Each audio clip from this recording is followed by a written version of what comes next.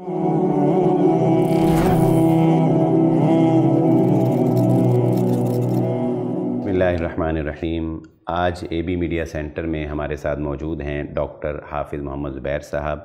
आप associate professor हैं और चेयरमैन हैं शोबा उलूम इस्लामिया रिफ़ा यूनिवर्सिटी लाहौर के।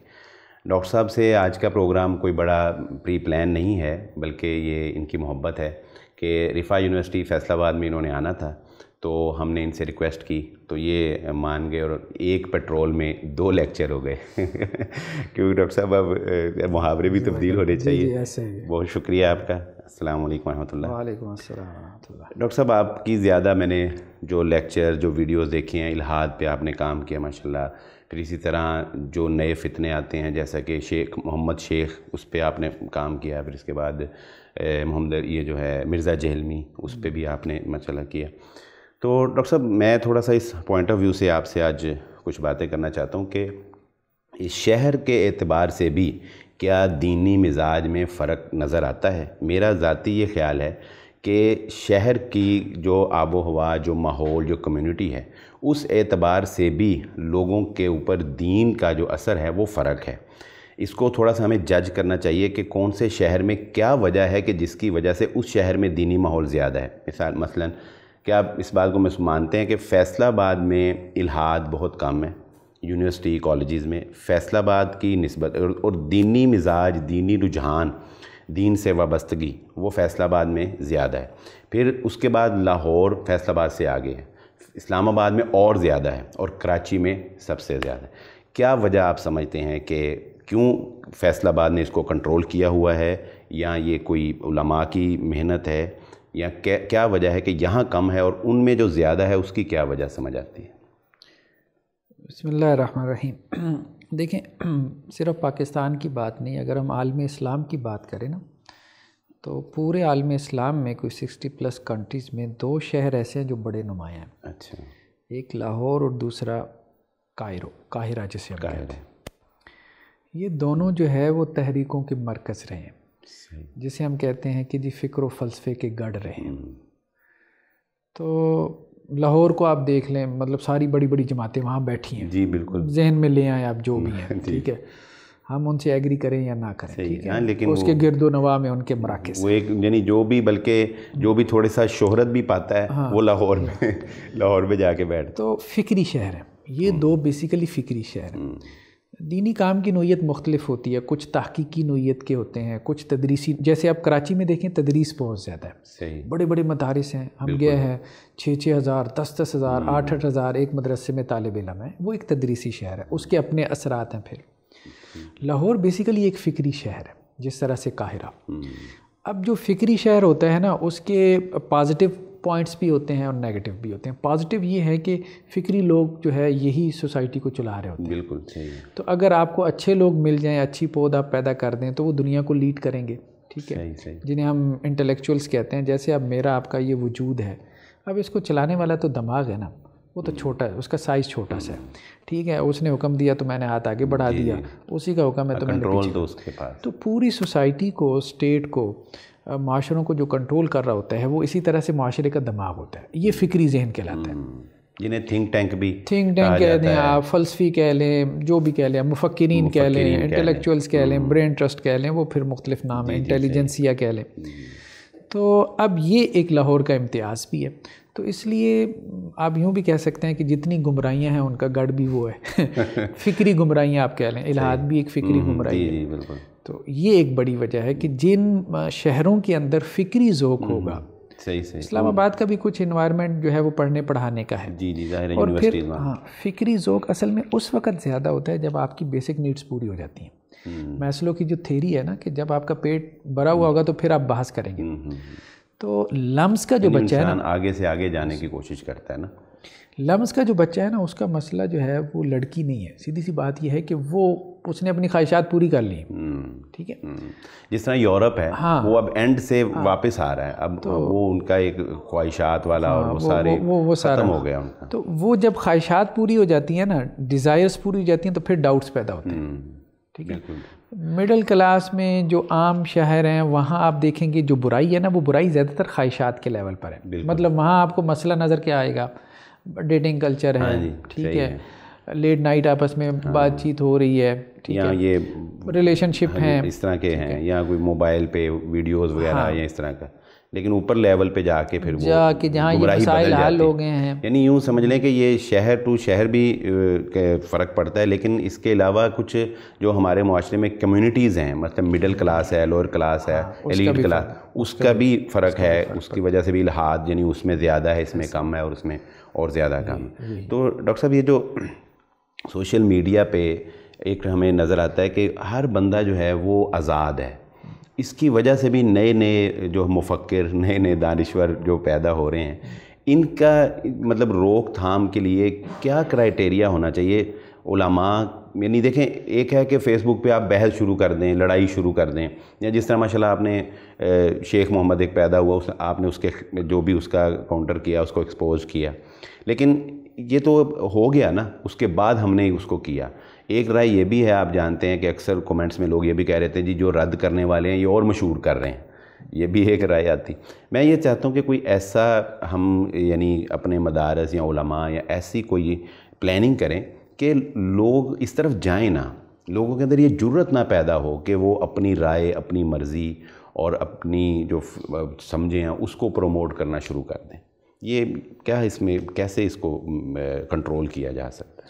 دیکھیے مجھے جو بات سمجھ میں آتی ہے نا کہ محدود حلقوں میں تو ہم یہ سوچ پیدا کر سکتے ہیں, لیکن ظاہری بات ہے کہ جب آپ کے پاس اسٹیٹ کی قوت نہیں ہے, ٹھیک ہے, جیسے اب اگر آپ کے پاس سعودی عرب میں سلطہ ہے یا افغانستان میں ہے, تو جب آپ کے پاس سلطہ ہوتا ہے, اقتدار ہوتی ہے, اتھارٹی ہوتی ہے, تو پھر آپ بہت ساری چیزوں کو کنٹرول کر لیتے ہیں.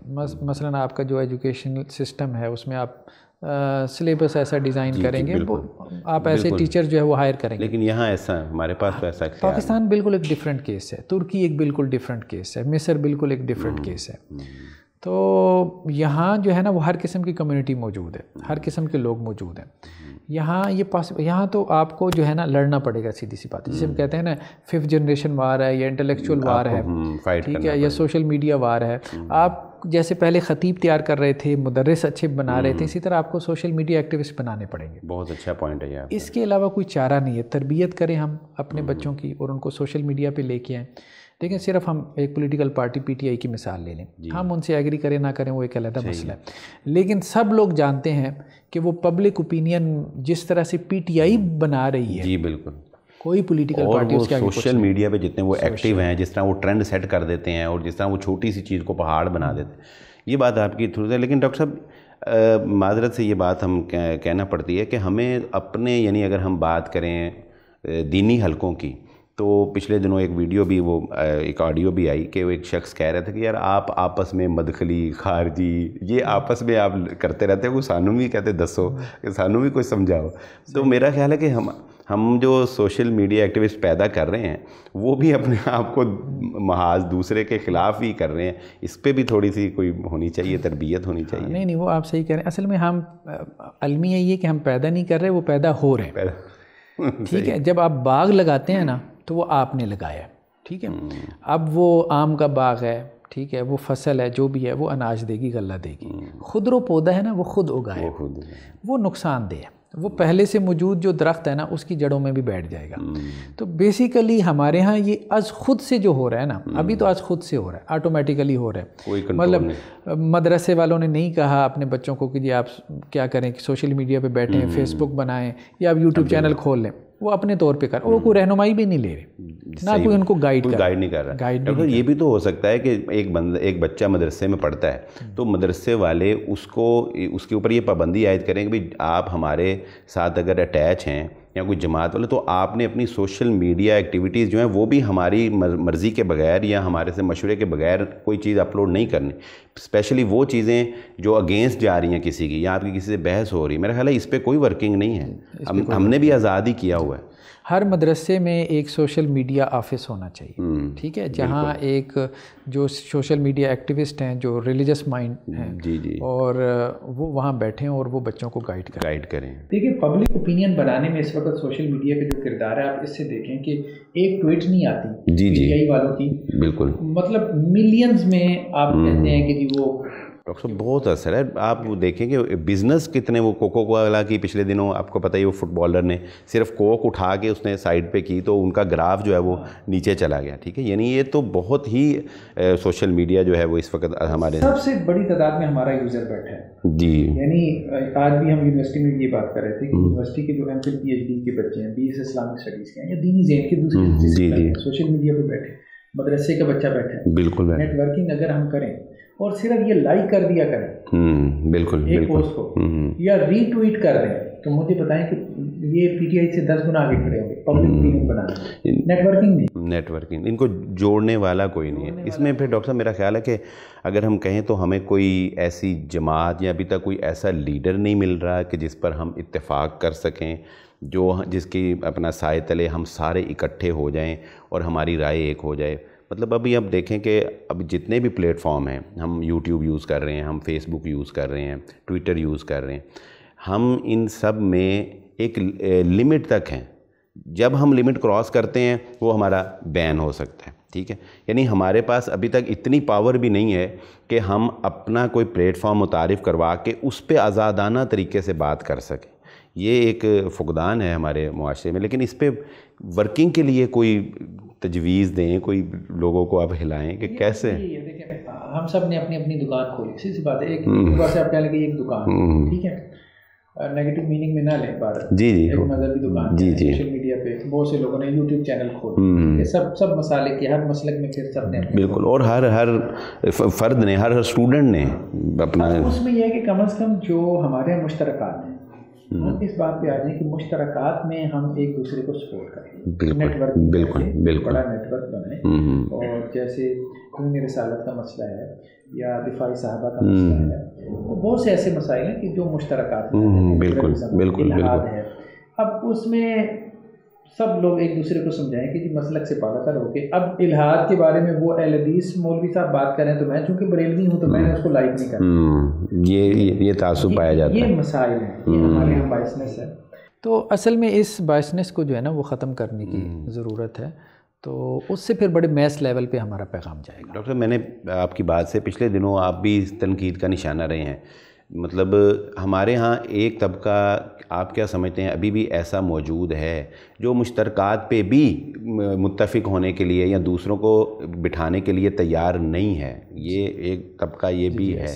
تو اب وہ پھر اب ان کا ماشاءاللہ جو ایک کیلیبر ہے, جو ان کا اثر و رسوخ ہے, ان کو سمجھایا بھی نہیں جا سکتا ہے کہ ادب و احترام کا تقاضا ہے. تو اس سے نیچے رہتے ہوئے مجھے لگتا ہے ہمیں کچھ کرنا پڑے گا اسٹوڈنٹ لیولز کے اوپر. اسٹوڈنٹ لیول کے اوپر نوجوانوں کی تربیت کچھ اس طرح سے کر دی جائے کہ وہ جو ہے. اچھا, اس میں ایک اور بھی فیکٹر, اس پہ تھوڑی سی روشنی ڈالیے گا کہ جب ہم, یعنی یہ ایک حقیقت ہے کہ جب ہم کسی کو یہ دیکھتے ہیں کہ یہ دوسرے مسلک کے کسی عالم کو یا کسی کی پوسٹ کو لائک کر رہا ہے تو ایک خدشہ یہ بھی ہوتا ہے کہ کہیں ادھر ہی نہ چلا جائے, کہیں اس کی جو زیادہ ہمدردیاں یہ ادھر نہ چلی جائیں. یعنی اگر کسی نے اہل حدیث کو, ابتسام صاحب, شام صاحب کو لائک کرنا شروع کر دیا تو اب ان کو فکر ہو جاتی ہے کہ یہ کہیں ادھر کنورٹ ہی نہ ہو جائیں. تو پھر یہ ایک مسئلہ ہے, کیسے اس کو کور کیا جائے. انسیکیورٹی جو ہے نا وہ فیل ہوتی ہے, لیکن میرے خیال میں بیسیکلی میسیج اسی سے پھیلتے ہیں. عجیب بات بتاؤں, اب مطلب میں تو, لوگ اب پتہ نہیں کچھ سمجھتے ہیں کہ نہیں, لیکن میں تو اپنی ایفیلیشن اہل حدیث کی طرف کرتا ہوں اور بالکل رکھتا ہوں. لیکن میرے چینل پہ جو زیادہ ٹریفک ہے نا وہ بریلوی حضرات کی ہے, دیوبندی ہیں, ایون کہ اہل تشیع بھی ہیں. اور کئی مجھے فون کر کے کہتے ہیں, اہل تشیع میں سے کہتے ہیں آپ ہمارے استاذ ہیں. بڑا لن کیا, اور مطلب صرف آپ کے لب و لہجے کی وجہ سے. اب آپ دیکھیں میسیج پہنچنا چاہیے, اصل بات یہ. جی بالکل. تو وہ جو ہمارے کچھ بزرگ حضرات اگر اس سے اختلاف بھی رکھتے ہیں نا, تو آپ اچھی بات کہیں یہ ہے کہ وہ سوشل میڈیا پہ نہیں ہیں. ٹھیک ہے, تو سوشل میڈیا پہ ہمارے جیسے ینگ ہیں, تو ینگ جنریشن کو ہم سمجھا سکتے ہیں.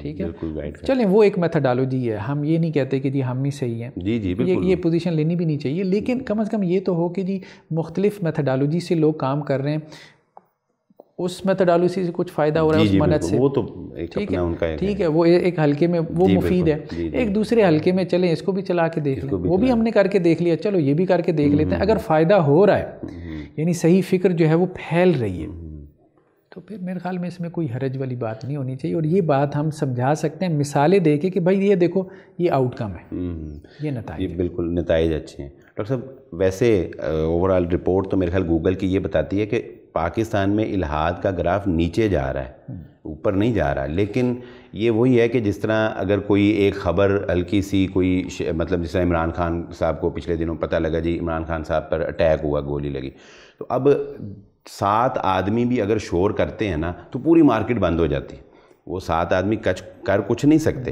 ٹھیک ہے، لیکن چونکہ پیچھے ڈر ہے کہ ان کے پیچھے وہ ایک پورا ایشو ہے، اس کی وجہ سے یہ ڈر۔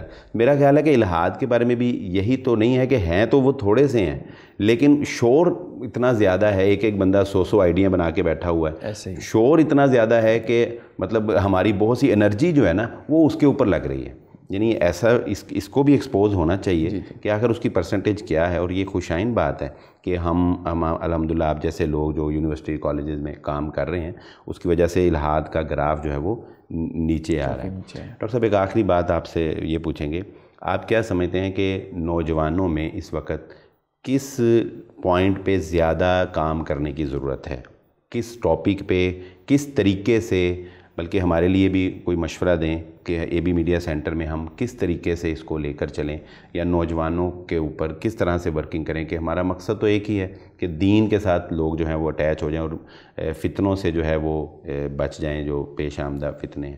کیسے اس کو ذرا تھوڑا سا کوئی پیٹرن اگر آپ کے ذہن میں ہو؟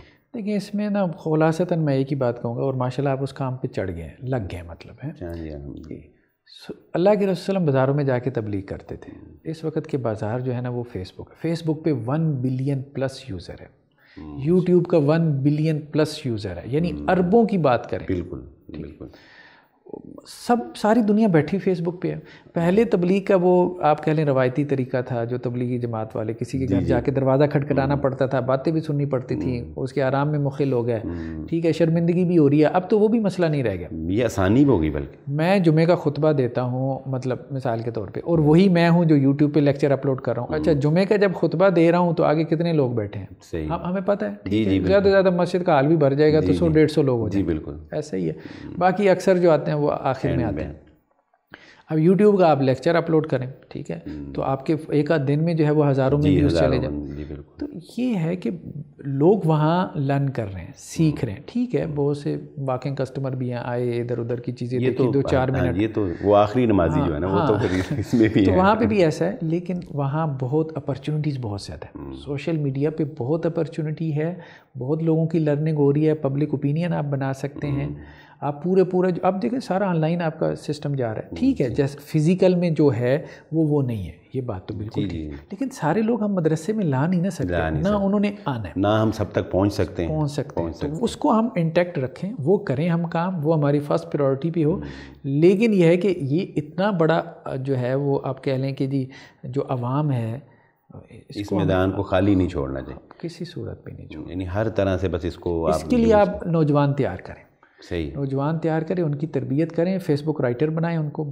جو ہے وہ بلاگ رائٹرز بنائیں ان کو، سوشل میڈیا ایکٹیوسٹ بنائیں، انہیں بتائیں، ٹھیک ہے جی۔ اسی طرح سے اب دیکھیں نا صرف ہمارے نوجوان ری ٹویٹ، میں نے کہا لائک کر دیں پوسٹ کو، کہاں پہنچ جائے گی، وائرل ہو جائے گی، چلو وہ خود کچھ نہ لکھیں یار، کسی کی پوسٹ لائک کرنی ہے یہ تو کر سکتے ہو نا، کلک کرنا بس، وہ اس کو ایک کام سمجھ کے، ایک مشن سمجھ کے کریں، ایک ٹارگٹ سمجھ لو، ایک یہ نہیں کہ بس آیا دل میں آیا تو کر لیا اور نہ کریے، جس طرح ایک جماعت اپنے کارکنان کو لے کر چلتی ہے، ان کو گائیڈ کرتی ہے، اس طرح سے نوجوانوں کو اپنے ساتھ اٹیچ کر کے ان کو کہا جائے کہ یہ ایک مشن ہے کہ تم نے اس طرح کے اسلامک پوسٹ جو ہے ان کو لائک کرنا ہے یا ان کو شیئر کرنا ہے یا ان کو آگے پروموٹ کرنا ہے۔ صرف ایک مثال آپ دیکھیں، ٹویٹر پہ میں دیکھتا ہوں کہ پی ٹی آئی کے مخالف کوئی جو جرنلسٹ ہوتا ہے، بہت بڑا اینکر پرسن ہو، وہ ایک ٹویٹ کرتا ہے ان کے خلاف، اس کے جو لائکس ہوتے ہیں نا وہ 3000 ہے نا، تو اس کے خلاف کمنٹ 6000 آیا ہوا ہے، مجھے بتائیں ٹویٹ پڑھنے کے بعد جو نیچے کمنٹ دیکھے گا نا، تو وہ جو انہوں نے کمنٹ میں اس کی ہوئی ہے نا، وہ ٹویٹ کا سارا اثر زائل ہو جائے، دلیر ہیں، سارا اثر زائل ہو جائے گا ٹویٹ کا،